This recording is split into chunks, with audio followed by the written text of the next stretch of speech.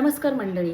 आज आपण बोलणार आहोत 40शी नंतरची महिला. म्हणजे काही महिलांना या एजला ना पूर्णपणे नैराश्यात जातात. त्यांना असं वाटतं ना की आता आपलं म्हातारपण असं अजिबात समजायचं नाही आहे. कारण 40व्या वर्षानंतर महिलांच्या शरीरामध्ये ना बरेचसे काही हार्मोनल चेंजेस होत असतात, बरोबर. तर त्याच्यामुळे कुठेतरी ती नैराश्यात गेलेली असते. तिचे मूड स्विंग होतात. आत्ता ती चांगलं बोलते, नंतर थोड्या वेळाने चिडचिड करते. सकाळी उठल्यावर जेव्हा आपला चेहरा आरशात बघते ना, तर कुठेतरी डोळ्यांच्या खाली काळं झालेलं असतं किंवा डोळे पाण्याने भरलेले असतात. म्हणजे ती कुठेतरी पूर्ण अशी निराशेतच गेलेली असते. तर महिलांनो, मी पहिल्यांदा सांगेन तुम्हाला की हे वय ना आपण नव्याने सुरुवात करण्याचं असतं. कारण आपण आपलं शिक्षण, शाळा, कॉलेज, नंतर मुलं होतात, मुलं मोठी होतात आणि आपण त्या एजपर्यंत पोहोचतो ना, तेव्हा मुलांचं शालेय शिक्षण कंप्लीट झालेलं असतं. त्यामुळे ती महिला काय करते, आता तिचं दररोजचं एक रुटीन वेगळं असतं की मुलांना शाळेत सोडायला जा, आणायला जा, त्यांचे काय हॉबी क्लासेस असते तिथे त्यांना सोडायला जा. त्याच्यामुळे काय होतं, महिलांचं थोडंफार चालणं वगैरे होतं.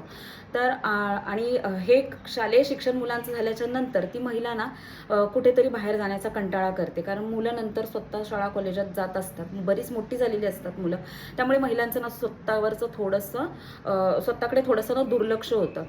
तर मला असं वाटतं, सुरुवात आपल्या शरीरापासून करायची. हे शरीर ना आपल्याला या एजमध्ये सांगत असतं की आता तू माझ्याकडे थोडंसं तरी बघ. म्हणजे काय बघायचं आहे, आपल्या ज्या खाण्यापिण्याच्या ज्या सवयी आहेत ना, त्या थोड्याशा चेंज करायच्या आहेत. म्हणजे या वयात आपली हाडं आपल्याला बळकट करायची असतात. तर आपल्या खाण्यामध्ये ना कॅल्शियमचं प्रमाण वाढवा, प्रोटीनचं प्रमाण वाढवा, वेगवेगळ्या डाळी घ्या, कडधान्य घ्या, पालेभाज्या घ्या. मी थोडक्यात सांगेन की आपलं जे जेवणाचं जे ताट आहे ना, तर इंद्रधनुष्यासारखं असलं पाहिजे. म्हणजे त्याच्यामध्ये ना सगळ्या रंगाचं खाद्यपदार्थ असले पाहिजेत. एकाच टायमिंगला नाही, तुम्ही सकाळपासून सुरुवात करताय तर संध्याकाळपर्यंत हा इंद्रधनुष्य नक्कीच कंप्लीट झाला पाहिजे. हिरव्या पालेभाज्या, बीट घ्या, गाजर घ्या, वेगवेगळ्या प्रकारची फळं घ्या आणि एक फळ तर दररोज नियमित खाल्लंच पाहिजे, ते डाळिंब या एजच्या महिलांनी.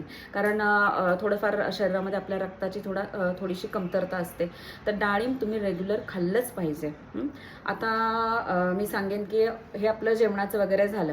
आता या एजमध्ये आपले छंद जोपासा. म्हणजे काय करायचं आहे, एखादा तुमचे ज्या हॉबी क्लासेस असतात, म्हणजे तुम्हाला योगाला जायचं असेल किंवा कुठे अजून दुसरे काही क्लासेस असतील, छान छान पुस्तकं वाचा आणि आपला टाईम असा स्पेंड करा. अजिबात नैराश्यात जाऊ नका.